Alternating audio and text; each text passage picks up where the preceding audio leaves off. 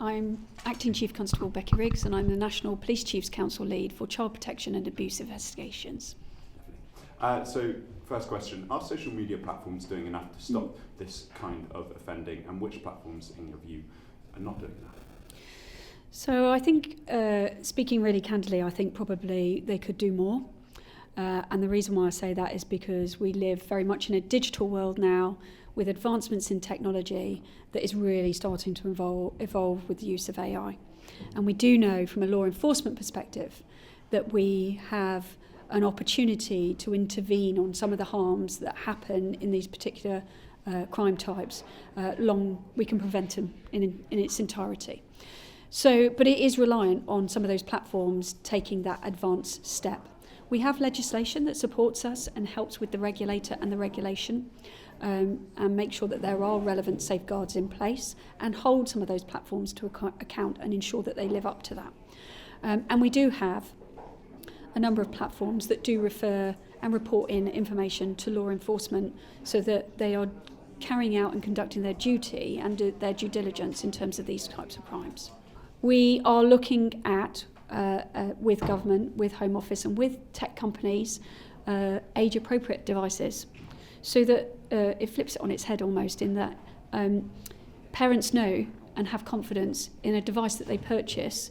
If it's relevant for a particular age group, it gives them automatically the relevant safeguards that prevents any access to those kind of online harms that children could be exposed to. So we're looking at device intervention that can protect children in a very, very different way. Have we got there yet with regards to that? No, there is still work to improve on that. But actually we're moving in the right direction at pace to ensure that we can prevent these harms from occurring in the first instance. And I find it really interesting what Australia has done, and I watch with curiosity to see how much intervention and prevention that will make in terms of our young people, protecting them and keeping them safe. So I'm not entirely sure it would prevent it across the entire landscape, but I am confident that they will see reductions and prevention and protection for a proportion of children in their society. No one single thing could solve this, and that's particularly in the online space. You will see from our report it's much broader than online. I know we've focused on that in part of our discussion and our topics, but actually the report talks about the breadth of child sexual abuse and exploitation. It talks about the risks in and the ever-increasing concerns that we have around child-on-child types of crimes, and also the family environment. And you'll see from the second report that it gives the intricate data that we hold in regards to group-based offending. It's a really complicated environment when it comes to the recording of crime and how we abstract the data. When we abstract the data, it's lifetime. So that data might be a concluded crime where we have all of the information available to us, but it equally might be the skeletal report of a crime that requires investigation that then evolves over the fullness of time. The second layer of that is obviously being able to identify a perpetrator, arrest that perpetrator, and then for them to give us the self-defined ethnicity in relation to that.